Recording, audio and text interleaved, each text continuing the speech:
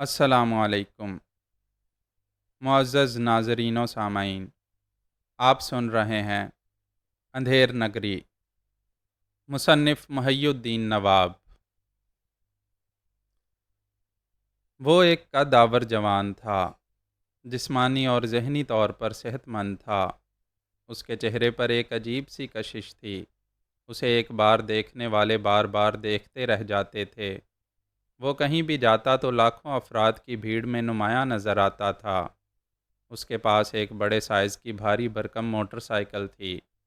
اس motor cycle کے پہیے اور فولادی پارٹس اس کے حوصلوں کی طرح مضبوط اور ناقابل شکست تھے۔ اس پر اور اس کی گاڑی پر کسی موسم کا اور کسی رکاوٹ کا اثر نہیں ہوتا تھا۔ وہ تمام رکاوٹوں کو توڑ کر گزر جاتا تھا۔ کسی بھی ملک کے سرحدی اور ساحلی علاقے بڑے اہم ہوتے ہیں۔ دشمن انہی راستوں سے ملک کے اندر چوری چھپے گھس آتے ہیں۔ ایسے علاقوں میں کوئی اجنبی یا مشکوک شخص نظر آئے تو اسے فوراً گرفتار کر کے اس کی اصلیت معلوم کی جاتی ہے۔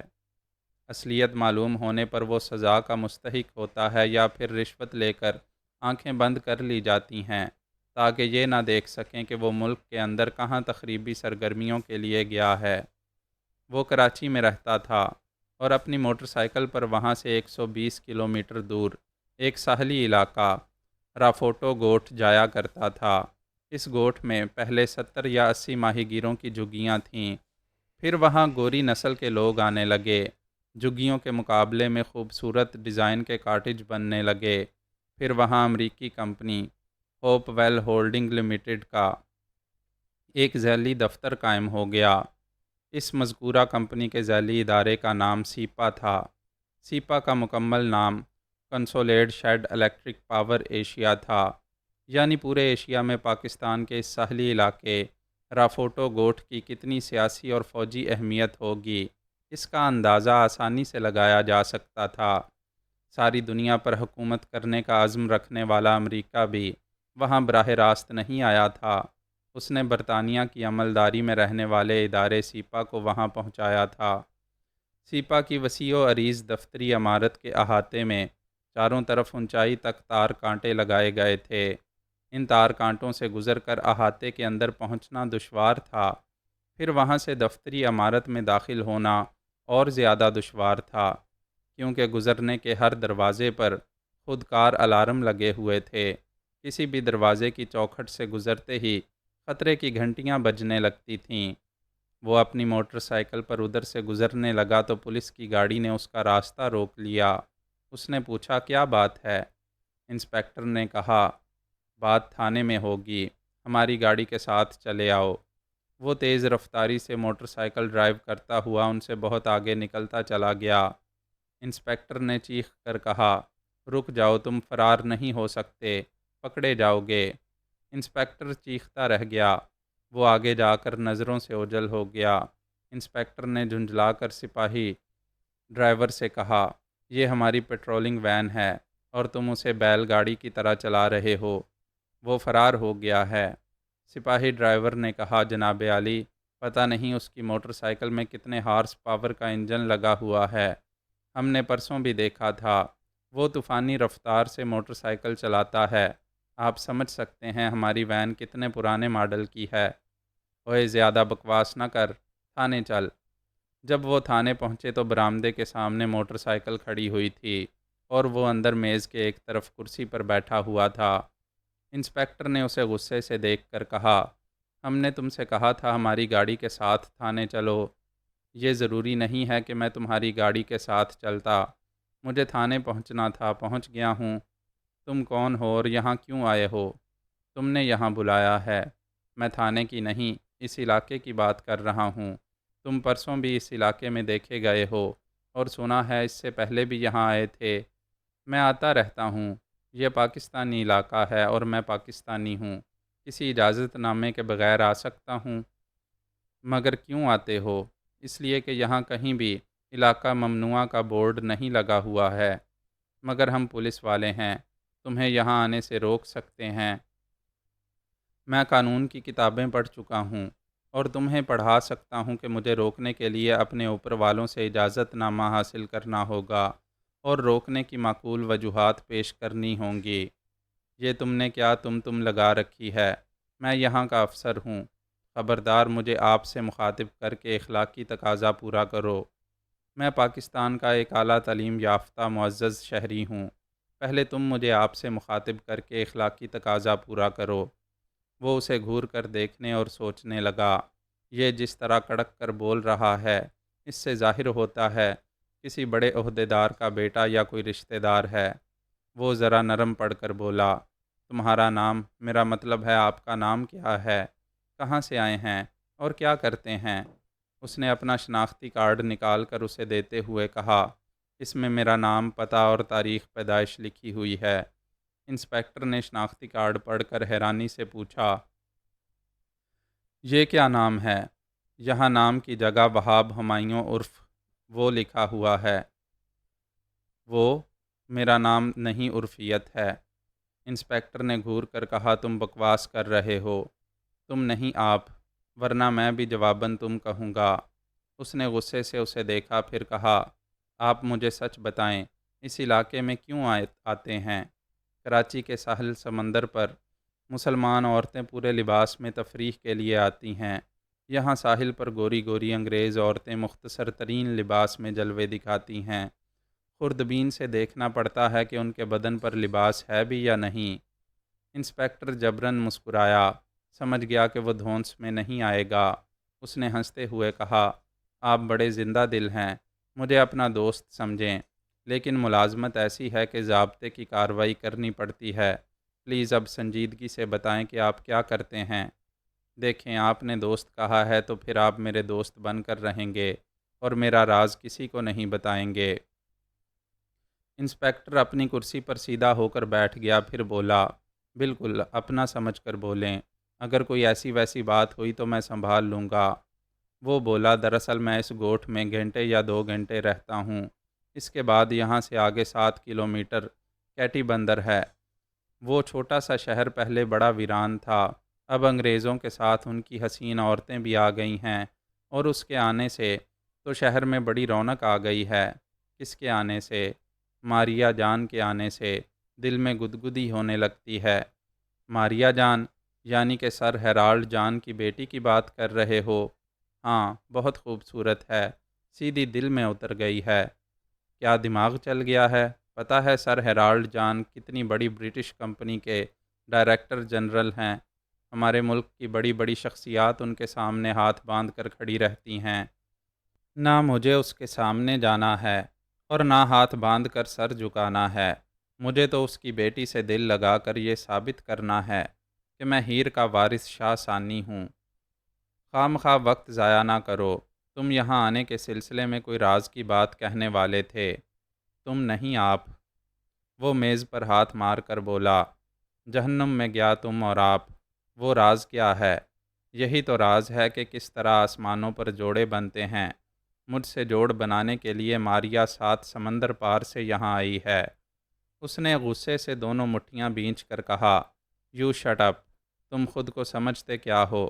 وہ تمہارے آگے گھاس بھی نہیں ڈالے گی، اسے پتہ ہے کہ میں گھاس نہیں کھاتا۔ اس کے سیکیورٹی گارڈز تمہیں گولی مار دیں گے۔ میں ابھی وہاں جانے والا ہوں، تم ساتھ چل کر دیکھ لو، مجھے کوئی گولی نہیں مارے گا، میں ضرور چلوں گا۔ یہ سمجھ لو کہ آج تمہاری زندگی کا آخری دن ہے، وہاں سے واپس نہیں آ سکو گے، تمہاری لاش کا بھی پتہ نہیں چلے گا۔ قانون کے محافظ ہو کر کہہ رہے ہو میرے ملک کی زمین پر غیر ملکی آ کر مجھے گولی مار دیں گے، میری لاش کہیں پھینک دیں گے اور تم تماشا دیکھتے رہو گے۔ اس نے کرسی سے اٹھ کر کہا، زیادہ باتیں نہ بناؤ، ابھی میرے ساتھ کیٹی بندر چلو، تمہاری موٹر سائیکل تھانے میں رہے گی۔ یہ ٹھیک ہے، یہاں حفاظت سے رہے گی۔ پہلے میں اسے ایک جھگی والے کے پاس چھوڑ کر کشتی کے ذریعے کیٹی بندر جایا کرتا تھا۔ اس نے سپاہیوں کو حکم دیا کہ اس کے ساتھ چلیں۔ وہ سب پھر وین میں آ کر بیٹھ گئے۔ رافوٹو گوٹھ اور کیٹی بندر کے درمیان سمندر کی کھاڑی تھی، گہرا پانی تھا، کشتی کے ذریعے سفر کیا جاتا تھا۔ وہاں بڑے سائز کی کشتی کو ہوڑا کہا جاتا تھا۔ سفر کے دوران میں انسپکٹر خاموش رہا اور یہ پلاننگ کرتا رہا کہ کیٹی بندر پہنچ کر اس پراسرار نوجوان کو سر ہیرالڈ کے بنگلے میں لے جائے گا اور اسے بتائے گا کہ یہ پاکستانی جوان یہاں جاسوسی کرنے آیا ہے اور اپنے مقصد میں کامیاب ہونے کے لیے صاحب بہادر کی بیٹی ماریا پر ڈورے ڈال رہا ہے۔ وہ کشتی کے کنارے خاموش کھڑا تھا۔ اب سے پہلے 3 بار کیٹی بندر جا چکا تھا۔ 2 بار ساحل پر ماریا سے سامنا ہوا تھا۔ اگرچہ وہ حسین تھی، جوان تھی، لیکن وہ عورتوں سے دور رہنے کا عادی تھا۔ ویسے خود اس کی شخصیت اتنی پرکشش تھی کہ ماریا اسے دیکھتے ہی اس پر مر مٹی تھی۔ اس نے پہلے دن ماریا کو نظر انداز کیا۔ بعد میں پتہ چلا کہ وہ سیپا یعنی consolidated electric power Asia limited کے director general sir Harold John کی بیٹی ماریا ہے۔ اس کے ذریعے وہ سیپا کے اندرونی خفیہ معاملات تک پہنچ سکتا ہے۔ ایک مرتبہ اسے ماریا کی مدد کرنے کا موقع بھی مل چکا تھا۔ نامعلوم کس طرح وہ پانی میں گر گئی تھی تو اس نے ماریا کو پانی سے نکالا۔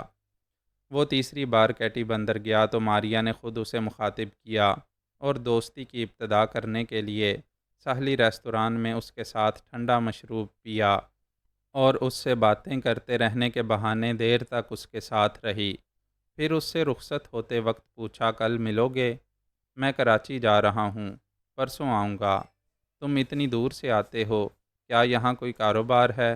میں تفریح کے لیے آتا ہوں، سوچا تھا آئندہ نہیں آؤں گا، لیکن تم سے مل کر ارادہ بدل گیا ہے، میں پرسوں آؤں گا۔ اس نے مسکرا کر پوچھا، کیا میری خاطر آؤ گے؟ ہاں، تم سے مل کر یہ ساحل، یہ سمندر اور یہ آسمان، سب کچھ بدل گیا ہے۔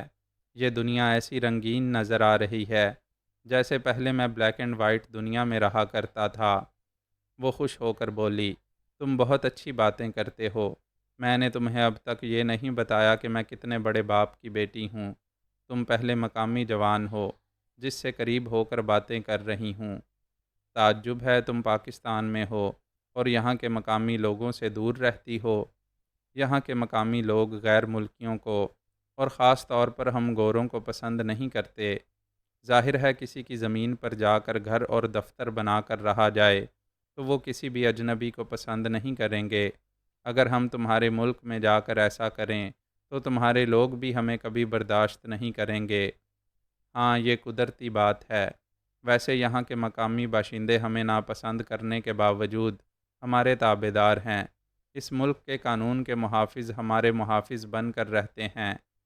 ہاں، اگر پولیس اور انتظامیہ کو خرید لیا جائے تو آدھا ملک اپنے قبضے میں آ جاتا ہے۔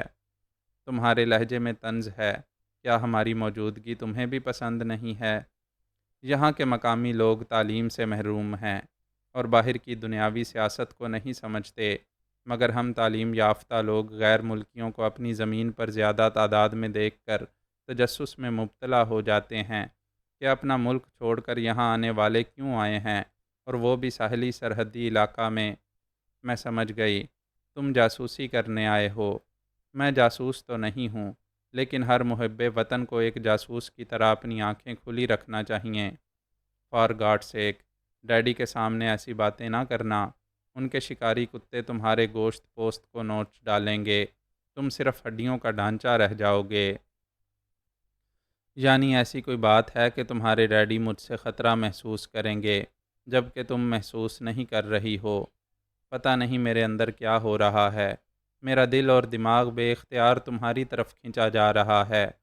میں تمہیں زندہ سلامت دیکھنا چاہتی ہوں، اس لیے تمہیں خطرے کا احساس دلا رہی ہوں۔ پلیز یہاں کسی جاسوس کے انداز میں نہ بولو، نہ کوئی ایسی حرکت کرو کہ ڈیڈی کے گارڈز تمہیں گولی مار دیں یا تمہارے ہی ملک کی پولیس یہاں تمہارا داخلہ ممنوع کر دے۔ تعجب ہے، آج پہلی تفصیلی ملاقات میں تم اپنے ڈیڈی کی پالیسی کے خلاف میری سلامتی کی باتیں کر رہی ہو۔ یہ تمہاری لیے پہلی ملاقات ہے، مگر میری تیسری ملاقات ہے۔ پہلے دن میں نے تمہیں دور ہی دور سے دیکھا، تم سے متاثر ہوتی رہی اور دل کو سمجھاتی رہی کہ مجھے اس ملک کے تعلیم یافتہ لوگوں سے دور رہنا چاہیے۔ میں دور تو رہی، مگر دوسری بار تمہیں دیکھنے کے لیے بے چین رہی۔ تم 3 دنوں کے بعد دکھائی دیے۔ ان 3 دنوں میں پوری نیند نہ سو سکی۔ ہر صبح ایسا لگتا رہا جیسے جاگتی رہی ہوں اور تمہیں سوچتی رہی ہوں۔ میں دوسری بار تمہارے سامنے سے کئی بار گزری، انجان بن کر تمہیں اپنی طرف متوجہ کرنے کی کوششیں کرتی رہی، لیکن تمہارے رویے سے اندازہ ہوا کہ تم حسن پرست اور ہوس پرست نہیں ہو۔ تمہارے کردار کی اس خوبی نے میرا دل جیت لیا۔ ہماری جیسی مغربی عورتیں بھی یہی چاہتی ہیں کہ جو ہمارے جسم و جان کا مالک ہو وہ صرف ہمارا ہی رہے، لہٰذا میں نے پانی میں گر کر تمہیں اپنی طرف متوجہ کرنے کی کوشش کی۔ تم نے میرے بارے میں بہت دور تک سوچ لیا، اس لیے مجھ سے دوستی کر لی۔ ابھی تو میں جا رہا ہوں، پرسوں آؤں گا، تب تک اپنے دل اور دماغ سے پوچھتی رہو کہ ساری عمر دوستی نبھا سکو گی۔ ہمارا ملک، ہماری قوم، ہمارا مذہب اور ہماری تہذیب ایک دوسرے سے بہت مختلف ہیں، اور سب سے تشویشناک پہلو یہ ہے کہ تمہارے ڈیڈی کو میری حب الوطنی زہر لگے گی۔ ہم ڈیڈی کو خبر نہیں ہونے دیں گے اور ملتے رہیں گے۔ سوری ماریا، ہماری تہذیب میں اور ہمارے دین میں گرل فرینڈز اور بوائے فرینڈز بن کر رہنے کی اجازت نہیں ہے۔ اگر تم شادی کے بعد میری بیوی بن کر رہو گی تب ہی تمہیں ہاتھ لگاؤں گا، ورنہ دور سے تمہیں دیکھتا رہوں گا۔ تمام مسلمان ایسے نہیں ہوتے، تم انتہا پسند مسلمانوں میں سے ہو۔ تم تعلیم یافتہ ہو، تمہیں اپنے اصولوں میں لچک پیدا کرنی چاہیے۔ ہم جس عورت کو اپنے گھر کی عزت بنا لیتے ہیں اسے لچکدار نہیں بناتے۔ میرا خیال ہے ہم باتیں کرتے رہیں گے تو بات بڑھتی رہے گی، پھر مجھے بھی واپسی میں دیر ہو رہی ہے، میں جا رہا ہوں، پرسوں آؤں گا۔ وہ اسے سوچتا چھوڑ کر چلا آیا تھا اور اب ایک دن کے وقفے کے بعد جا رہا تھا، لیکن اس بار وہ پولیس انسپکٹر اس کے ساتھ تھا، اور ماریا سے ملاقات ہونے والی بات اس کے باپ ہیرالڈ جان تک پہنچنے والی تھی۔ اس نے پلٹ کر انسپکٹر کو دیکھا، کشتی گھاٹ سے لگ رہی تھی۔ انسپکٹر نے مسکرا کر کہا، یہاں کی کشتیاں ہماری اجازت کے بغیر ایک گھاٹ سے دوسرے گھاٹ نہیں جاتی۔ تم ہماری مرضی کے خلاف یہاں سے واپس نہیں جا سکو گے۔ فی الحال تم پولیس کی حراست میں ہو۔ میری سمجھ میں نہیں آتا کہ بغیر کسی جرم کے کیوں مجھ سے ایسا سلوک کرنا چاہتے ہو۔ یہاں کیٹی بندر میں ایسی کون سی عدالت ہے جہاں مجھے لے جا کر تم میرا کوئی جرم ثابت کرنا اور مجھے سزا دلانا چاہتے ہو؟ میں تمہیں سر ہیرالڈ جان کی عدالت میں لے جا رہا ہوں۔ تم نے میرے پوچھنے پر نہیں بتایا، اس عدالت میں بتانا ہوگا۔ ان علاقوں میں کیوں آتے ہو؟ وہ سپاہیوں کے نرغے میں کشتی سے اتر کر کنارے پر آیا۔ اس کے آگے انسپکٹر تھا۔ اسی وقت ایک خوبصورت سی مہنگی کار آ کر رکی۔ ماریا دروازہ کھول کر باہر آئی۔ انسپکٹر اور سپاہیوں نے اسے دیکھتے ہی ایسے سلوٹ کیا جیسے وہ ان کی افسر ہو۔ اس نے انہیں نظر انداز کیا۔ آگے بڑھتے ہوئے وہ سے کہا، میں صحیح وقت پر پہنچی ہوں، ادھر کشتی گھاٹ سے لگی اور میں آ گئی، آؤ ہم چلیں۔ انسپکٹر نے پریشان ہو کر کہا، مس صاحبہ یہ قیدی ہے، ہم اسے آپ کے ڈیڈی کے پاس لے جا رہے ہیں۔ ماریا نے کہا، اسے قیدی نہ کہو، یہ میرا مہمان ہے، اسے میں لے جا رہی ہوں۔ وہ ماریا کے ساتھ چلتے ہوئے رک کر انسپکٹر سے بولا، حسرت ان غنچوں پہ جو بن کھلے مرجھا گئے۔ انسپکٹر نے اسے غصے سے دیکھا۔ وہ مسکراتا ہوا ماریا کے ساتھ کار کی اگلی سیٹ پر بیٹھ گیا۔ ماریا کار ڈرائیو کرتے ہوئے وہاں سے جانے لگی۔ اس نے پوچھا، تم مجھے قیدی بنا کر کہاں لے جا رہی ہو؟ اچھا تو تم خود کو میرا قیدی سمجھ رہے ہو؟ پچھلی ملاقات میں تم نے کچھ اس طرح ٹوٹ کر اپنی محبت کا اظہار کیا تھا کہ میں پہلی بار محبت کے بارے میں سنجیدگی سے سوچتا رہا اور محسوس کرتا رہا کہ تم بڑے پیار سے مجھے زنجیریں پہنا رہی ہو۔ وہ ہنستے ہوئے بولی، میں یہ سن کر خوش ہو رہی ہوں کہ تمہارے دل میں جگہ بنانے لگی ہوں۔ ویسے ایک خوشی کی بات یہ ہے کہ میں تمہیں اپنے ڈیڈی سے ملانے جا رہی ہوں۔ او گاڈ، تم نے اتنی جلدی اپنے ڈیڈی کو اپنے اور میرے متعلق بتا دیا ہے؟ میں نے اپنی طرف سے کچھ نہیں بتایا۔ دراصل میں تنہا تفریح کے لیے اس علاقے میں جہاں بھی جاتی ہوں، ڈیڈی کے جاسوس چھپ کر میری نگرانی کرتے رہتے ہیں۔ انہوں نے ہماری پچھلی ملاقات کے سلسلے میں ڈیڈی کو بتا دیا ہے۔ پھر تو تمہارے ڈیڈی نے میرے بارے میں بہت کچھ تم سے پوچھا ہوگا۔ انہوں نے معمولی سا اعتراض کیا۔ پاکستان لانے سے پہلے انہوں نے مجھے اچھی طرح سمجھایا تھا کہ میں یہاں کسی بھی مقامی مرد یا عورت سے دوستی نہیں کروں گی۔ میں نے ڈیڈی سے وعدہ کیا تھا، مجھے کیا معلوم تھا کہ تمہیں دیکھ کر میں پاگل ہو جاؤں گی۔ تم نے میرے بارے میں کیا بتایا ہے؟ صرف اتنا کہا ہے کہ تم ایک تعلیم یافتہ اور مہذب شخص ہو۔ میرے دل نے کہا کہ میں تمہارے ساتھ وقت گزاروں، اس لیے پرسوں تمہارے ساتھ ساحل پر تھی۔ تمہارے ڈیڈی نے کچھ تو پوچھا ہوگا کہ میں کون ہوں اور کیا کرتا ہوں، کراچی جیسے بڑے شہر سے ان ویران علاقوں میں کیوں آتا ہوں۔ نہیں، انہوں نے مجھ سے ایسا کوئی سوال نہیں کیا ہے، صرف اتنا کہا ہے کہ آئندہ ملاقات ہو تو میں تمہیں اپنے ساتھ بنگلے میں لے آؤں، وہ تمہارے ساتھ چائے پینا چاہتے ہیں۔ وہ دل میں کہنے لگا، بڑے لوگوں کے ساتھ جو چائے پی جاتی ہے اس میں زہریلی مٹھاس ہوتی ہے۔ ایسی چائے پلانے والے بظاہر میٹھے ہوتے ہیں لیکن پس پردہ زہریلے اقدامات کرتے ہیں۔ ماریا کا باپ یقیناً میرے متعلق رازداری سے معلومات حاصل کر رہا ہوگا اور کچھ مجھ سے مل کر میری باتوں سے بہت کچھ معلوم کرنے کی کوشش کرے گا۔ ماریا کی کار ایک بڑے سے بنگلے کے احاطے میں پہنچ کر رک گئی۔ وہ اس کے ساتھ کار سے اتر کر دیکھنے لگا۔ مسلح گارڈز کئی جگہ نظر آ رہے تھے۔ اس بنگلے کے آس پاس سے مقامی باشندوں کو گزرنے کی اجازت نہیں تھی۔ وہ پہلا پاکستانی جوان تھا جو ماریا کے ساتھ اس بنگلے کے اندر آیا تھا۔ ماریا نے ڈرائنگ روم میں پہنچ کر کہا، یہاں بیٹھو، میں ابھی ڈیڈی کو بلا کر لاتی ہوں۔ وہ ڈرائنگ روم سے چلی گئی۔ ایک سیکیورٹی افسر نے آ کر کہا، سر آپ مس صاحبہ کے ساتھ آئے ہیں، اس لیے باہر آپ کی تلاشی نہیں لی۔ وہ صوفے سے اٹھ کر بولا، بے شک تمہیں اپنی ڈیوٹی کرنی چاہیے۔ اس سیکیورٹی افسر نے ڈیٹیکٹیو والے سے اسے سر تا پا چیک کیا، پھر مطمئن ہو کر چلا گیا۔ پھر دو گن مین آ کر اس کے سامنے ذرا دور جا کر کھڑے ہو گئے۔ انہوں نے کلاشنکوف کو اس طرح پکڑا تھا جیسے اسے نشانے پر رکھا ہو۔ تھوڑی دیر بعد ایک صحت مند بوڑھا انگریز ماریا کے ساتھ آیا۔ ماریا نے کہا، یہ میرے ڈیڈی ہیں اور یہ وہی ہیں، ان کا نام عجیب سا ہے، مسٹر ہی، یعنی وہ۔ ہیرالڈ جان نے اس سے مصافحہ کرتے ہوئے کہا، بیٹھ جاؤ، میں بہت مصروف رہتا ہوں، کسی سے ملاقات نہیں کرتا، لیکن اپنی بیٹی کی خوشی کے لیے تمہارے ساتھ چائے پینے تک گفتگو کروں گا۔ وہ دونوں کچھ فاصلے پر آمنے سامنے صوفوں پر بیٹھ گئے۔ اس نے بیٹی سے کہا، ڈارلنگ بیبی تم جاؤ اور چائے بھیج دو۔ ماریا مسکراتے ہوئے چلی گئی۔ ہیرالڈ جان نے پوچھا، تم نے میری بیٹی سے کب اور کیسے ملاقات کی تھی؟ میں نے نہیں، آپ کی صاحبزادی نے پرسوں مجھ سے ملاقات کی تھی۔ میری بیٹی بہت بھولی ہے، ہر چمکتی ہوئی چیز کو سونا سمجھ لیتی ہے۔ بائی دا وے تم کرتے کیا ہو؟ کراچی میں مڈل کلاس والوں کے لیے ایک ریستوران ہے، میں اس کا مالک ہوں۔ میرے ملازم دیانت داری سے کام کرتے ہیں، میں بے فکری سے گھومتا پھرتا رہتا ہوں۔ میرے والدین وفات پا چکے ہیں، رشتہ داروں سے کوئی خاص تعلق نہیں رہتا ہے، یوں سمجھیں کہ اتنی بڑی دنیا میں تنہا ہوں۔ تم یہاں کئی بار دیکھے گئے ہو، یہاں سے کراچی 150 کلومیٹر کے فاصلے پر ہے، کیا کسی خاص مقصد سے اتنی دور آتے رہتے ہو؟ شہر کے ہنگاموں سے دور یہ پرسکون علاقہ ہے، میں سکون حاصل کرنے کے لیے آتا ہوں۔ اس ملک میں اور بھی کئی پرسکون مقامات ہیں، وہاں کیوں نہیں جاتے؟ ہر شخص کی اپنی اپنی پسند ہے۔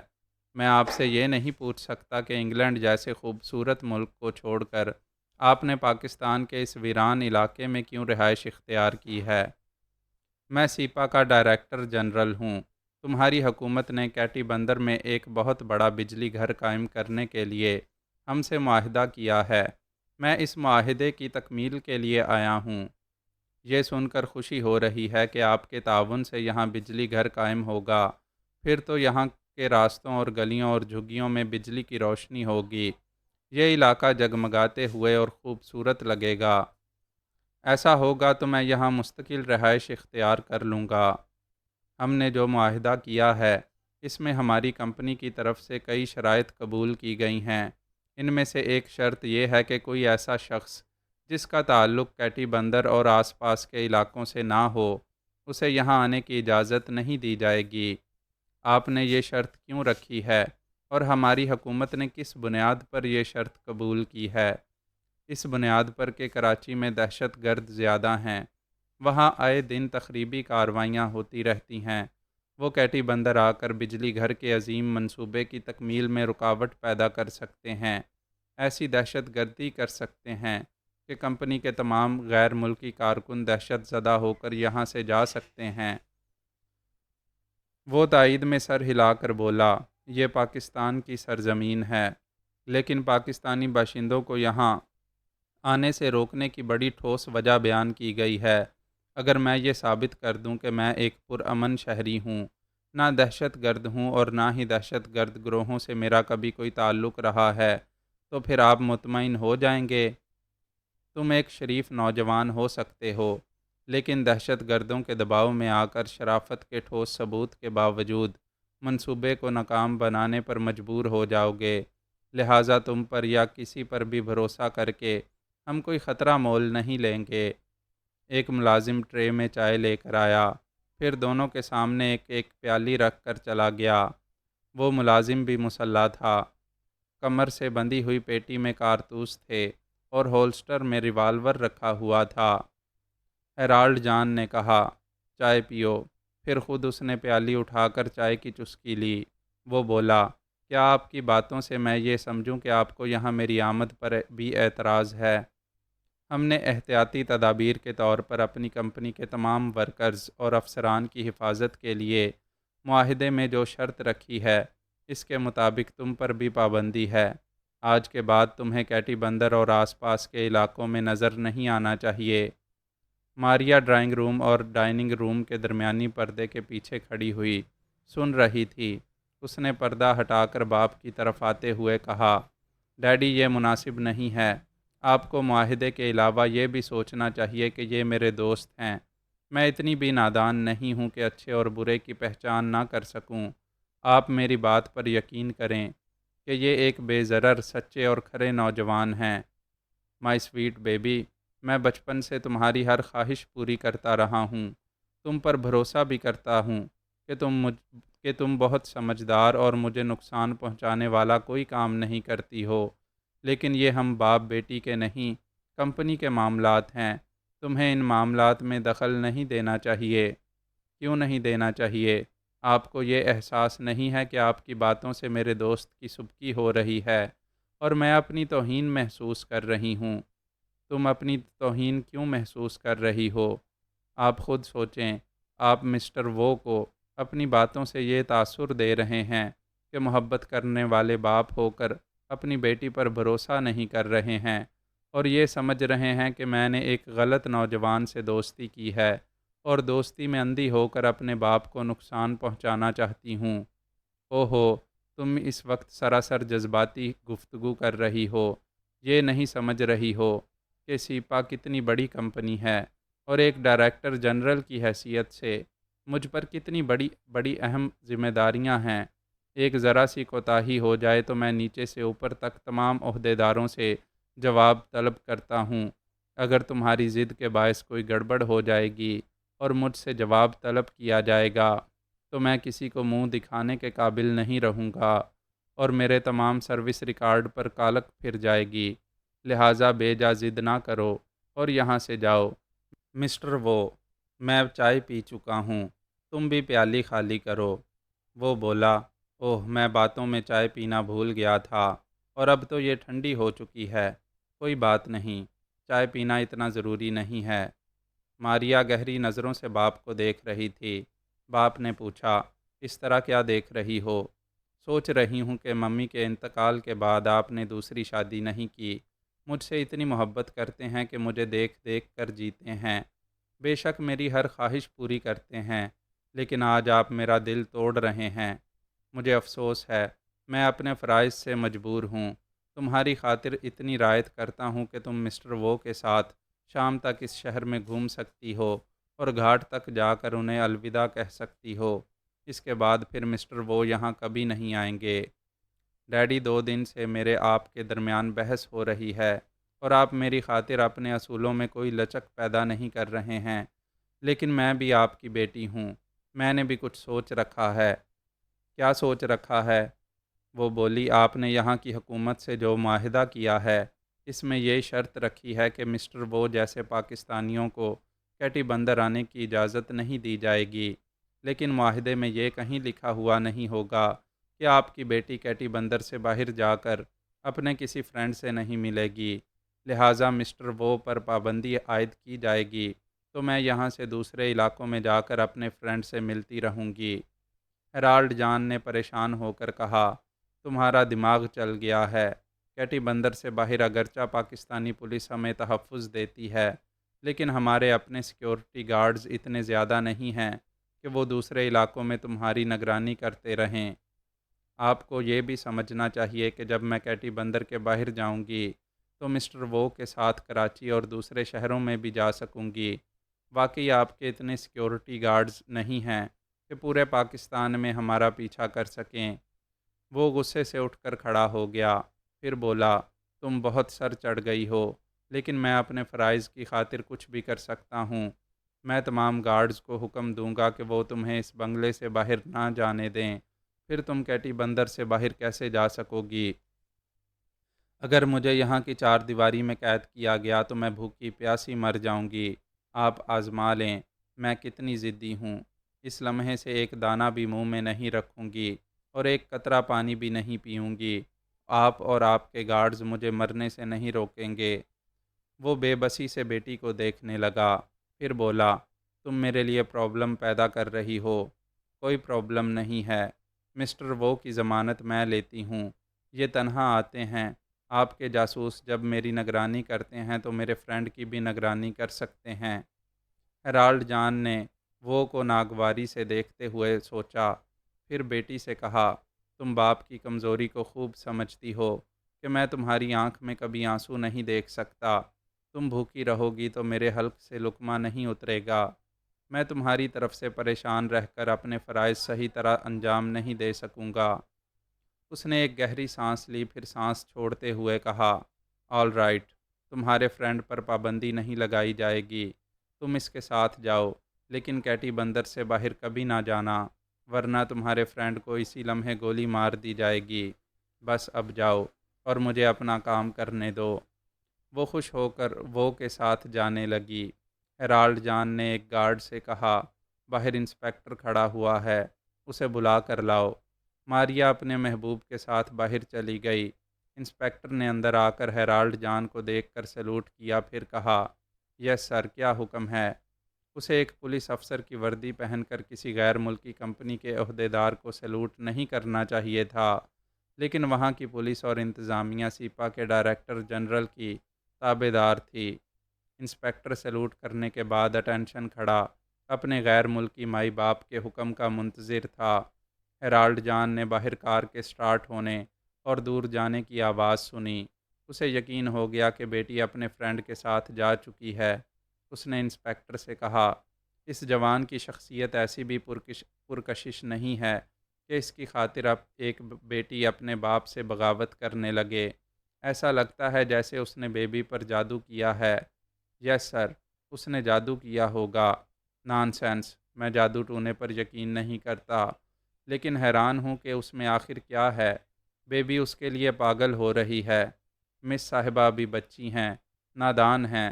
آپ حکم دیں تو اس جوان کو گولی مار کر سمندر میں پھینک دیں۔ ہیرالڈ جان نے ٹیلی فون کا ریسیور اٹھا کر نمبر ڈائل کیے۔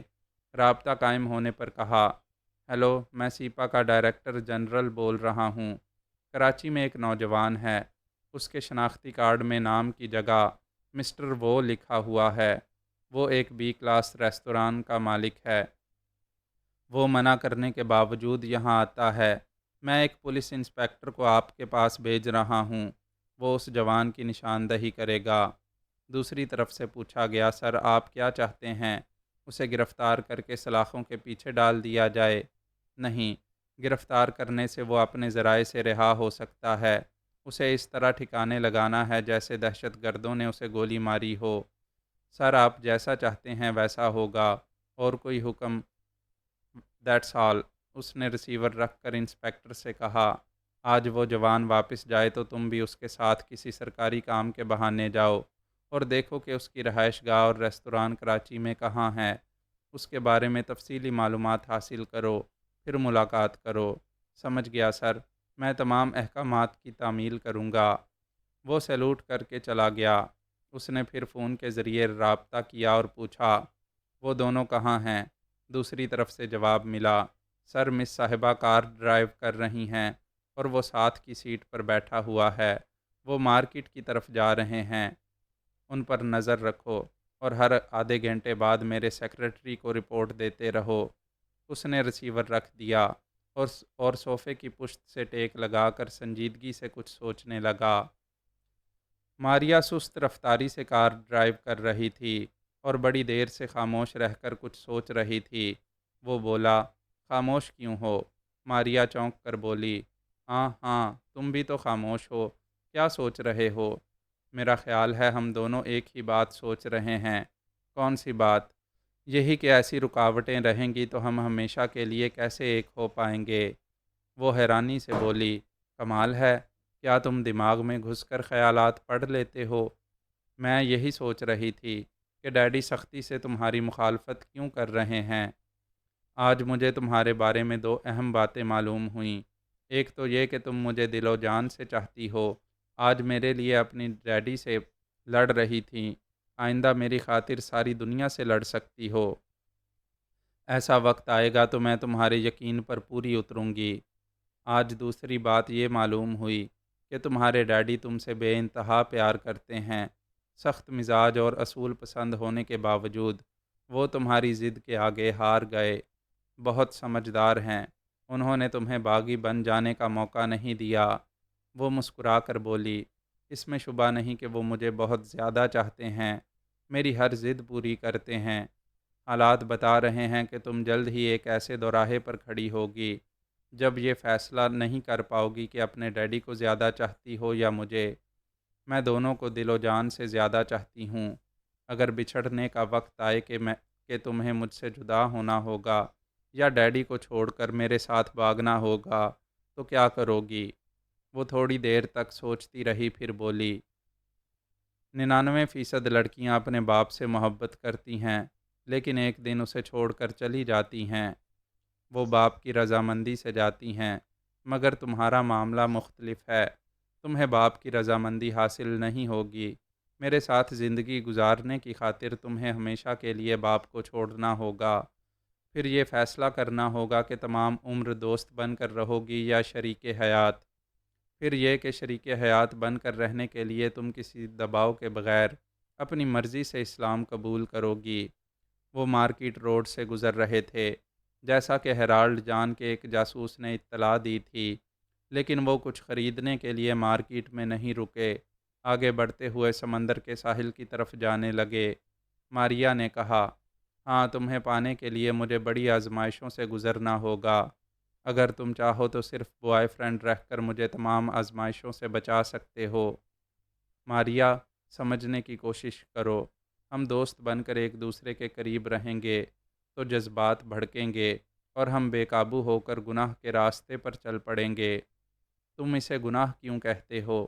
یہ تو انسانی فطرت اور عمر کے تقاضے ہیں۔ یورپ اور امریکہ میں لڑکے لڑکیاں آزادی سے ایک دوسرے کی ضرورتیں پوری کرتے ہیں۔ اس طرح ملکوں، قوموں اور مذہبوں کا فرق مٹا کر فراخ دلی سے صرف انسانی رشتے قائم رکھتے ہیں۔ انسانی نہیں، حیوانی رشتے قائم کرتے ہیں۔ ہمارے دین میں قرآنی احکامات کے مطابق رشتے قائم کیے جاتے ہیں۔ کیا کروڑوں مسلمان گناہ نہیں کرتے ہیں؟ اس کا مطلب یہ نہیں ہے کہ باقی مسلمان بھی گناہ کرتے رہیں۔ کیا تم راستہ چلتے وقت گندگی اور کیچڑ سے بچ کر نہیں چلتی ہو؟ یہ عام سی سمجھ میں آنے والی بات ہے کہ جراثیم سے پاک رہنے کے لیے ہم غسل کرتے اور صاف ستھرے رہتے ہیں، اور یہ عمل ہمیں سمجھاتا ہے کہ زندگی کے ہر شعبے میں ہمیں اپنے جسم کو اور اپنے ذہن کو پاک صاف رکھنا چاہیے۔ اسی لیے کہا گیا ہے کہ پاکیزگی اور صفائی نصف ایمان ہے۔ میں مذہب کے مسائل پر تم سے بحث نہیں کر سکوں گی۔ پہلی بار جب تم نے مجھے گرل فرینڈ بنانے اور خود بوائے فرینڈ بننے پر نکتہ چینی کی تو یہ سوچ کر مایوسی ہوئی کہ تم بڑے ہی فرسودہ اور پسماندہ رہنے والے خیالات کے حامل ہو۔ میں نے بعد میں غور کیا تو سمجھ میں آیا کہ باقاعدہ شادی کے بعد عورت کو یہ تحفظ حاصل ہوتا ہے کہ اس کا آئیڈیل بوائے فرینڈ تا حیات اسی کا ہو کر رہتا ہے۔ اور یہ کہ تم میری بہتری چاہتے ہو، ایک بازاری عورت کی طرح مجھے دوسرے تیسرے کی گرل فرینڈ بننے والی بے حیائی سے محفوظ رکھنا چاہتے ہو۔ مجھے خوشی ہے کہ تمہاری تہذیب اور مزاج کے خلاف میں نے جو بہتری کی باتیں کی ہیں، تم نے اس پر غور کیا اور انہیں درست تسلیم کیا ہے۔ اب مجھے یقین ہے کہ میں اور اپنے ملک کی بہتری کے لیے جو بات کہوں گا، اس پر بھی تم سنجیدگی سے غور کرو گی اور میری بات کو درست تسلیم کرو گی۔ تم کیا کہنا چاہتے ہو؟ کسی بھی ملک کے ساحلی سرحدی علاقوں میں غیر ملکی افراد سینکڑوں اور ہزاروں کی تعداد میں آ کر آباد ہونے لگیں تو شبہ ہوتا ہے کہ اپنا ملک بیچنے والے مفاد پرستوں نے ان آباد غیر ملکیوں سے کوئی ایسا سودا کیا ہے جس سے ہمارے ملک کو اور ہماری قوم کو نقصان پہنچنے والا ہے۔ میں سمجھ گئی۔ تمہارا خیال ہے کہ میرے ڈیڈی نے سیپا کے ڈائریکٹر جنرل کی حیثیت سے جو معاہدہ تمہاری حکومت سے کیا ہے وہ مشکوک ہے۔ سیپا کمپنی یہاں بجلی گھر بنانے کی آڑ میں کچھ اور کرنے آئی ہے۔ ہاں تم بولو، کیا ایک محب وطن کی حیثیت سے ہمیں شبہ کرنے اور حقیقت سے آگاہ ہونے کا حق نہیں ہے؟ بے شک تمہیں حق حاصل ہے۔ ڈیڈی جس انداز سے تمہاری مخالفت کر رہے ہیں، اس سے اندازہ ہوتا ہے کہ وہ تمہیں دشمن سمجھ رہے ہیں، جبکہ وہ تمہارے ہی ملک میں ہیں۔ تمہیں دشمن سمجھنے کی کوئی وجہ ہوگی۔ تم ذرا غور کرو، اگر صرف یہاں بجلی گھر بنایا جائے گا تو اس میں اس قدر محتاط رہنے کی کیا ضرورت ہے کہ ہماری یہاں آمد پر پابندیاں عائد کی جائیں اور یہاں آنے والے اجنبیوں کو خواہ مخواہ دہشت گرد سمجھا جائے؟ سیدھی سی بات ہے، تمہیں اپنا شبہ دور کرنا چاہیے۔ کیا تم نے سوچا ہے کہ شبہ کس طرح دور کیا جا سکتا ہے؟ وہ اصل معاہدہ جو ہماری حکومت اور سیپا کے درمیان ہوا ہے، میں اسے پڑھ کر ہی یقین کر سکتا ہوں۔ یہاں ڈیڈی کے دفتر میں سخت سیکیورٹی کے انتظامات ہیں۔ ان کے خاص دفتری کمرے میں ان کی اجازت کے بغیر چپراسی بھی قدم نہیں رکھ سکتا۔ جہاں وہ ریوالونگ چیئر پر بیٹھتے ہیں، اس کے پیچھے ایک بڑا سا آہنی سیف ہے جس میں اہم دستاویزات رکھی جاتی ہیں۔ وہ دستاویزات مختلف فائلوں میں ہوں گی۔ کیا تم نے کبھی توجہ سے انہیں دیکھا ہے؟ بہت زیادہ توجہ سے نہیں دیکھا، پھر بھی یاد ہے کہ ایک فائل پر کیٹی بندر پاور ہاؤس بجلی گھر لکھا ہوا ہے۔ کیا اس فائل پر سرخ فیتہ لگا ہوا تھا؟ وہ سوچنے لگی۔ اس نے سمندر کی ساحلی سڑک کے کنارے گاڑی روک دی۔ پیشانی کو ایک انگلی سے سہلاتے ہوئے بولی، میں ذرا الجھ گئی ہوں۔ میں نے سرخ فیتے والی فائل دیکھی تو ہے، لیکن شاید اس پر کیٹی بندر پاور ہاؤس نہیں لکھا ہوا تھا۔ مجھے یاد نہیں آ رہا، اس پر کچھ لکھا ہوا تھا۔ وہ سمجھ گیا کہ سرخ فیتے والی فائل پر ٹاپ سیکرٹ لکھا ہوگا۔ وہ انجان بن کر بولا، تم تنہائی میں یاد کرو گی تو شاید یاد آ جائے۔ ویسے وہ معاہدہ کیٹی بندر پاور ہاؤس والے فائل میں ہوگا۔ وہ معاہدہ کسی طرح پڑھنے کو مل جائے تو میں مطمئن ہو جاؤں گا۔ مشکل ہے، ڈیڈی راضی نہیں ہوں گے کہ سیپا سے کیا ہوا کاروباری معاہدہ کوئی غیر متعلق شخص پڑھے۔ وہ اصولوں کے سخت پابند ہیں۔ یہ تو واقعی اصولی بات ہے کہ بڑے پیمانے پر کیے جانے والے معاہدوں کو دوسروں سے چھپایا جاتا ہے، لیکن میں اسے ہر حال میں پڑھنا چاہتا ہوں۔ وہ دونوں تھوڑی دیر تک خاموش رہ کر سوچتے رہے، پھر وہ بولی، بہتر ہے پہلے ہم اپنے بارے میں یہ طے کریں کہ ہمیں تا حیات ازدواجی زندگی گزارنے کے لیے کیا کرنا ہے، اس کے بعد ہم اس معاہدے کی بات کریں گے۔ وہ بولا، یہ فیصلہ میں نے تم پر چھوڑا ہے کہ میرے ساتھ ازدواجی زندگی گزارنے کے لیے تم کیا کر سکتی ہو۔